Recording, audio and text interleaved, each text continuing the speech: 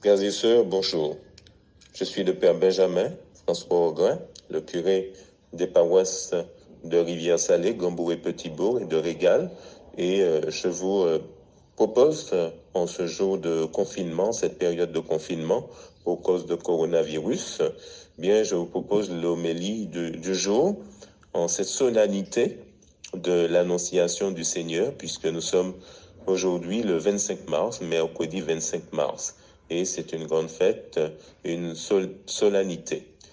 L'ange Gabriel fut envoyé par Dieu dans une ville de Galilée appelée Nazareth, à une jeune fille vierge accordée en mariage à un homme de la maison de David appelé Joseph, et le nom de la jeune fille était Marie. L'ange dit à Marie, « Sois sans crainte, Marie, car tu as trouvé grâce auprès de Dieu. Voici que tu vas concevoir et enfanter un fils. Tu lui donneras le nom de Jésus. Il sera grand, il sera appelé fils du Très-Haut. Le Seigneur Dieu lui donnera le trône de David son père. Il régnera pour toujours sur la maison de Jacob, et son règne n'aura pas de fin. » Frères et sœurs, 9 mois avant Noël, l'Église nous invite à préparer la naissance du Sauveur. Une naissance, ça se prépare. 9 mois, c'est la durée aussi que la liturgie de l'Église nous donne pour le faire. Le temps du carême, temps de conversion, est bien approprié pour donner à nouveau toute sa place à Jésus dans nos vies. C'est une manière pour nous aussi de laisser l'Esprit Saint nous renouveler. Dieu est venu dans notre histoire. Le Verbe s'est fait chair. Le Fils de Dieu a partagé notre humanité, à l'exception du péché. Il est passé par un chemin que nous connaissons tous. Il est arrivé dans une famille avec Marie et Joseph, son époux. Une naissance est toujours un cadeau, mais savons-nous l'accueillir comme tel? Frères et sœurs, ayons une pensée pour tous ces enfants qui n'ont pas été désirés et qui souffrent encore du rejet. Une pensée pour tous ces adultes qui aujourd'hui encore souffrent de leur enfance. Souvent, nous nous interrogeons sur les personnes, les enfants, les jeunes, les adultes. Pourquoi est-il comme cela? Pourquoi est-elle comme cela?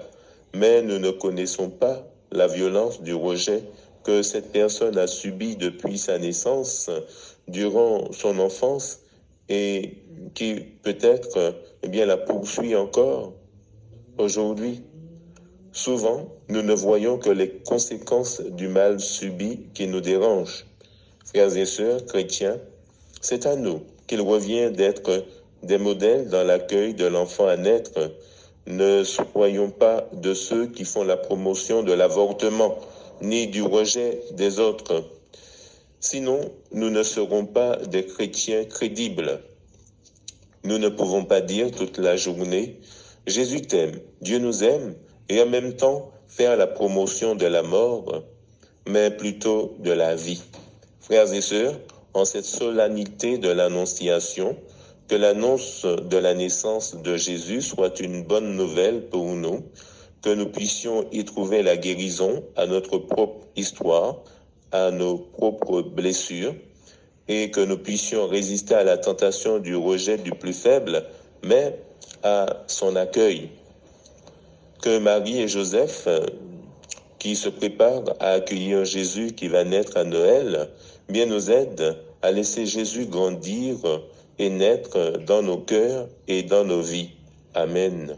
Eh bien, frères et sœurs, bien, courage dans cette épreuve, et puis je continue à prier pour vous. Bonne